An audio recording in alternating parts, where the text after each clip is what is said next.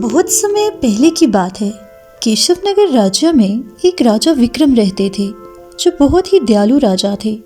वो अक्सर अपना वेश साधारण बनाकर अपनी प्रजा की मदद के लिए निकलते थे। मुख्यमंत्री जी, मैं सोच रहा हूँ आज का मेरा दौरा जो नदी के पार वाला गांव है उसका होना चाहिए। आपका क्या विचार है? मैं जानना चाहता हूँ कि वहाँ की प्रजा मेरे बारे में क्या विचार रखती है। मैं इससे पहले कभी वहाँ नहीं गया, इसलिए मुझे वहाँ जाने का बड़ा ही शौक है।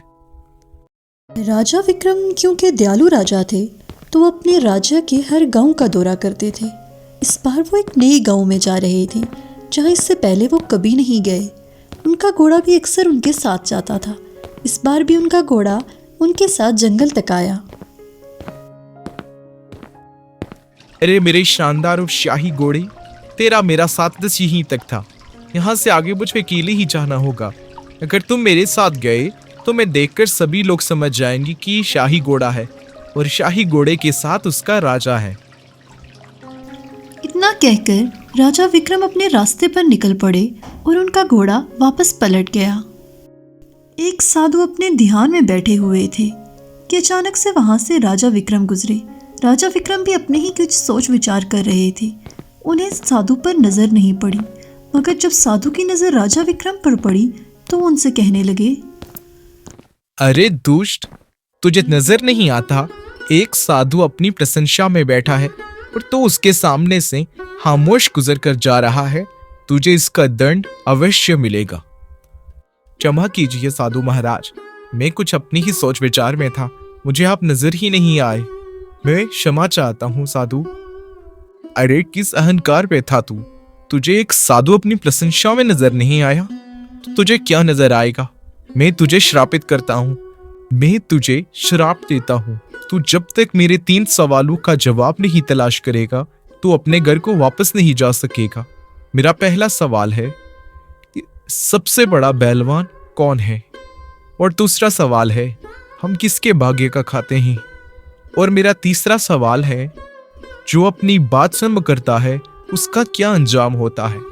तू जब तक मेरे इन 3 सवालों का जवाब तलाश करके नहीं लाएगा तू कभी भी अपने घर को वापस नहीं जा सकेगा। कीजिए साधु महाराज, आपके इन 3 सवालों में से किसी भी सवाल का जवाब मेरे पास नहीं है, मुझे श्रापित ना कीजिए। साधु ने उनकी एक न सुनी और उन्हें श्रापित कर दिया।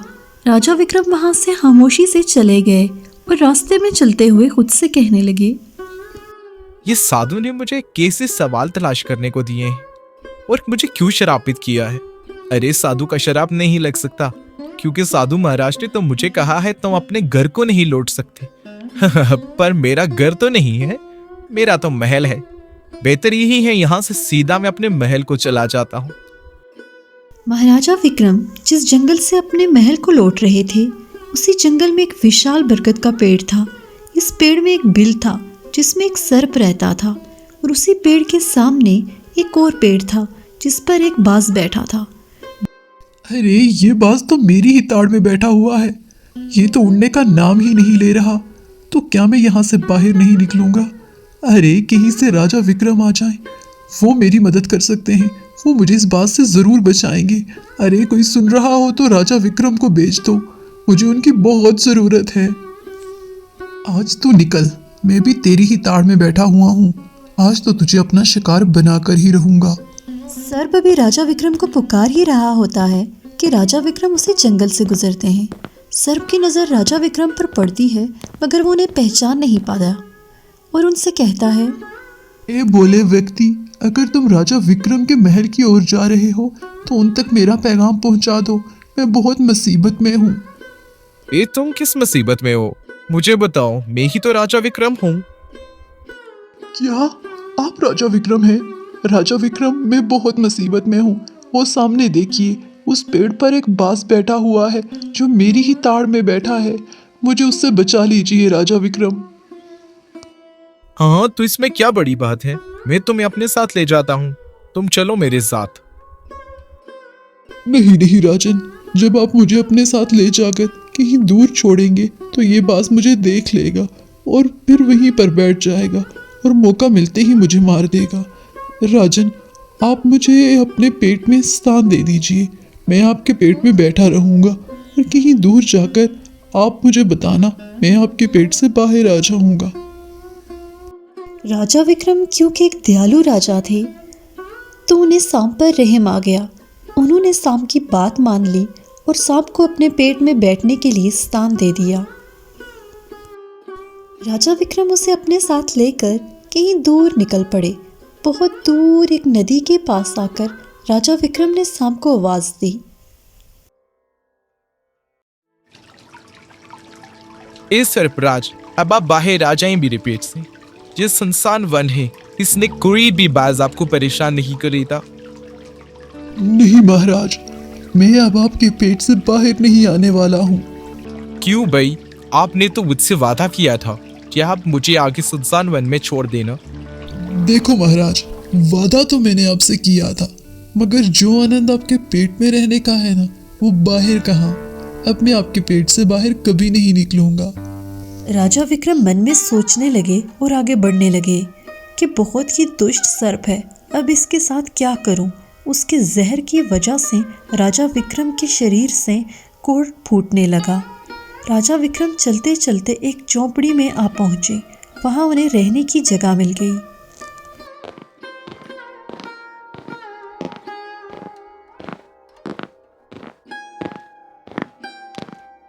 अगर मैं अभी राजधानी को वापस जाऊंगा तो ये संभव नहीं है, क्योंकि मैं कोढ़ी हो गया हूँ और मुझे इसी वन में रहकर इस नागराज से भी तो छुटकारा पाना है ना।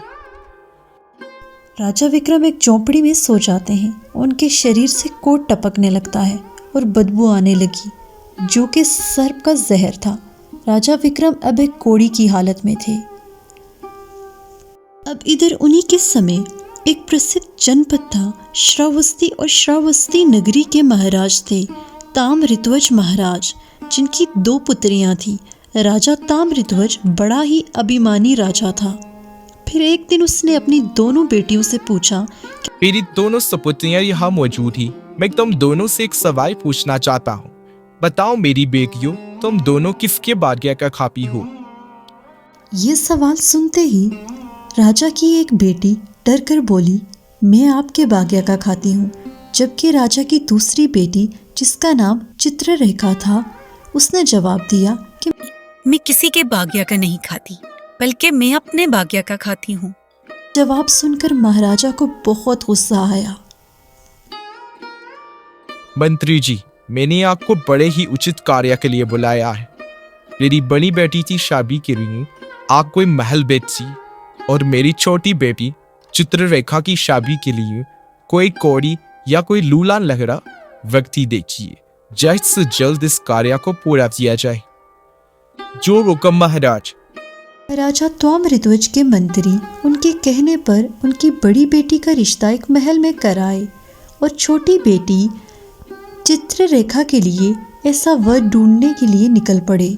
चलते चलते वो बहुत दूर आ गए और फिर उसी झोंपड़ी के पास आ पहुंचे, जहां पर उन्होंने राजा विक्रम को कोढ़ी की हालत में देखा। तो ए सिपाही, वो शख्स जो महाराजा ताम्रध्वज को अपनी छोटी बेबी चित्ररेखा पे दिए चाहिए था, वो तो यहाँ है। और महाराजा को जाकर सूचित करते हैं ये चित्ररेखा पे लिए उनके बताया हुआ वर हमने टूट लिया है। महाराजा ताम्रध्वज के मंत्री ने महाराजा को सूचित किया और फिर महाराजा ताम्रध्वज के कहने पर उनकी छोटी बेटी चित्ररेखा का विवाह एक कोढ़ी यानी राजा विक्रम से करवा दिया गया। चित्ररेखा, मैं बहुत ही आश्चर्यचकित हूँ। तुम एक राजा की बेटी हो, मगर राजा ने तुम्हारी शादी एक कोढ़ी के साथ करवा दी। आखिर क्यों? हाँ, क्योंकि उन्होंने मुझसे एक सवाल पूछा था। उन्होंने मुझसे पूछा था कि तुम किसके भाग्य का खाती हो। जिसके जवाब में मैंने उन्हें कहा कि मैं अपने भाग्य का खाती हूँ। वो इस बात को सुनकर बहुत ही क्रोधित हो गए। उन्होंने ये फैसला किया कि वो मेरी शादी किसी कोढ़ी से करवा देंगे, ताकि मुझे पता चल सके कि मैं अपने भाग्य का नहीं बल्कि उनके भाग्य का खाती थी। चित्ररेखा बहुत ही पतिव्रता लड़की थी। वो राजा विक्रम की दिन रात सेवा करती और अपने सारे काम काज करती। यहाँ तक कि वो जंगल से लकड़ियाँ लाकर चूल्हे में आग जलाकर खाना बनाती थी। चित्ररेखा बहुत ही कठिन की जिंदगी गुजार रही थी।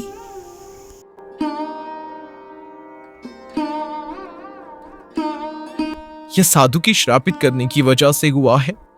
कहां मैं एक राजा की जिंदगी गुजार रहा था और आज मैं एक कोड़ी की हालत में पड़ा हुआ।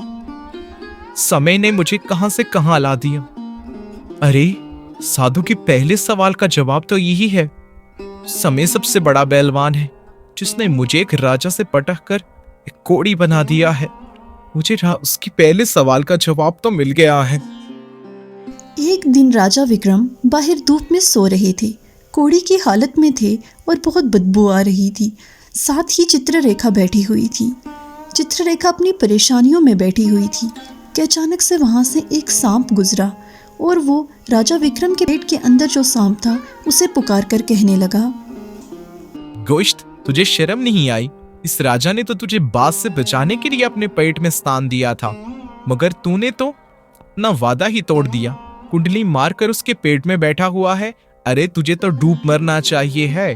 अगर कोई यहाँ मेरी आवाज सुन रहा है तो राजा को एक गिलास गंगा जल पिला दे। तेरे टुकड़े होकर तू मल के रास्ते से बाहर आ जाएगा और फिर ये राजा की जान छूट जाएगी तुझसे। अरे, तू मुझे कह रहा है डूब मरने को? अरे, डूब कर तो तुझे मरना चाहिए। कहीं सालों से उस खजाने पर कुंडली मारकर बैठा हुआ है। वो खजाना अगर गरीबों में बांटा जाता तो सब सुख शांति की जिंदगी जी रहे होते, मगर उस पर तो तू कुंडली मारकर बैठा हुआ है। यहाँ कोई मेरी पुकार सुन रहा है ना, तो एक बोतल पीपा तेल गरम करके तेरे बिल में डाल दे, तेरे 100 टुकड़े हो जाएंगे। दोनों सांपों की सभी बातें चित्ररेखा बहुत ही ध्यान से सुन रही थी। वो एक साधु के पास गंगा जल लाने के लिए निकल पड़ी। साधु के पास जाकर उसने सारी बात बताई। साधु ने उसे एक गिलास गंगा जल दे दिया। वो गंगा जल लाकर उसने राजा विक्रम को पिला दिया। आप तो बिल्कुल फर्स्ट हो गए हैं जी। ऊपर वाले का लाख लाख शुक्र है। अब आप मेरी एक बात बेहन से सुनी। यहीं से जाकर मुझे पीपा तेल माकर दे दे। यहाँ पर राजा विक्रम को अपने दूसरे सवाल का जवाब भी मिल गया। जो अपनी बात से मुकरता है उसका अंजाम हमेशा बुरा ही होता है। राजा विक्रम ने चित्ररेखा के कहने पर पीपा तेल लाया और फिर दोनों वो तेल गरम लेकर के बिल के पास जा पहुँचे जहाँ पर वो सांप रहता था। उन्होंने वो गरम तेल उसके बिल में डाल दिया और सांप के वहाँ 100 टुकड़े हो गए। फिर उन्होंने वो सारा खजाना बाहर निकाल दिया। रेखा, मैंने अभी तक तुमसे एक बात छुपाई है। मेरे केशव नगर का राजा विक्रम हूँ।